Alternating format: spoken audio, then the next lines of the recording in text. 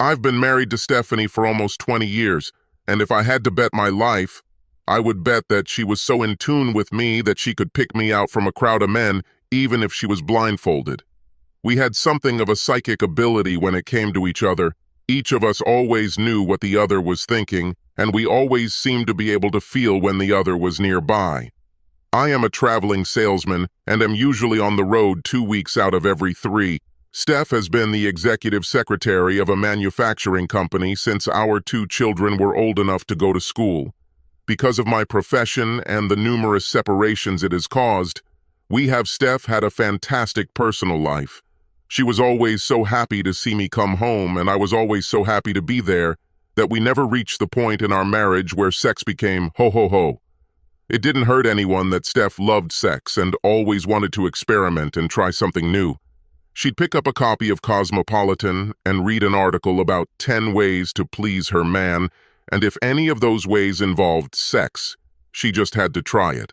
A couple of years ago, she got her hands on a copy of the Kama Sutra, and we are still trying out different poses. She said we'll still be making love when we reach 80. Then a series of events occurred that undoubtedly changed my marriage and my life. I was on day 4 of a 7-day trip to the Northeast when my boss called me and told me I needed to rush home. Our home office just announced that they had acquired our largest competitor and that I needed to be present during the reallocation of sales territories. That meant I'd be home for the company Christmas party, Steph, which I would have otherwise missed. I almost grabbed my phone to tell her the good news, but at the last second I decided to just surprise her. Just 5 hours before the phone call from management, I was working with a customer demonstrating a new line of adhesives. One of the tubes burst under pressure, and some of the glue got onto my hair and beard. No amount of solvent, paint thinner, mica, or acetone could take it off, so I did the only thing I could: shaved my beard and cut my hair short. When the call came from my boss, I realized that I could come to Steph's party. I decided to play a little joke on her. Steph had never seen me without a beard, and she had never seen me with hair that wasn't long, 70s hippie style, although I did shorten it a bit as I got older. When I met her, I had a beard, and I never shaved it off. I decided to make a few more changes, show up at her party, wait until I could catch her under the mistletoe, and then kiss her passionately. She wouldn't know who I was until our lips met, and no one else there would know it was me either.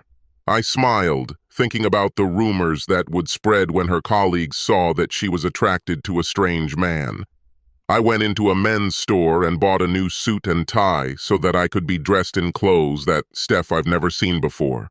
I went to the pharmacy and bought a pair of weak reading glasses, then packed my things and headed to the airport. When my flight landed, I drove to the office and spent the day working with Harry on the turnaround plan. At 5:30, I went home, confident that Steph will follow her usual habit of taking a change of clothes with her to work, and that she will go to the party from work. She would also get a hotel room for the night so she wouldn't have to drive home drunk. I took the precaution of calling home when I was 2 blocks away, but received no answer. Just in case, I drove past the house looking for signs of life and parked further down the street. I went back to the house and looked out the window on the side of the garage, but her car wasn't there, so I went back and got my car and pulled into the driveway. I showered, shaved, and put on my new clothes, glasses with weak lenses, and, looking at myself in the mirror, wondered how long it would take Steps to get to know me. Given what we had with Psychic, I half expected her to know about me as soon as I walked through the door. I hoped not. I wanted to get her under the mistletoe before she guessed. The party was held in one of the ballrooms at the Marriott Hotel, and when I arrived, the dinner buffet was already ready. I noticed Steph at a table next to the area that will be used as a dance floor later in the evening. She was sitting with 3 other girls, and although it may have just been my imagination, I thought I saw her look up for a second as I entered. Did she really feel my presence? At this distance? She quickly looked around, but then returned to talking with her friends. I noticed an empty table in the far corner, so I grabbed a drink from the open bar, walked over to the table, and sat down. It will be at least an hour before the dancing begins, and I can arrange my little surprise. I was watching Steph and sipping a vodka tonic when the first test of the evening happened. Two guys were heading towards my table. I looked around and saw that the empty chairs at my table were the only ones in the hall. I knew both men. I've met them at previous company outings and parties, but do they recognize me? "Do you mind if we join you? Looks like you have the only seats in the room." I waved my hand towards the empty seats, and they sat down and introduced themselves.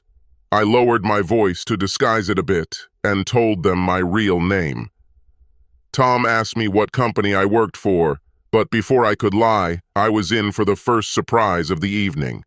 Steph stood up to go to the ladies' room and my jaw dropped. Her blouse was cut so low that her breasts were almost completely on display.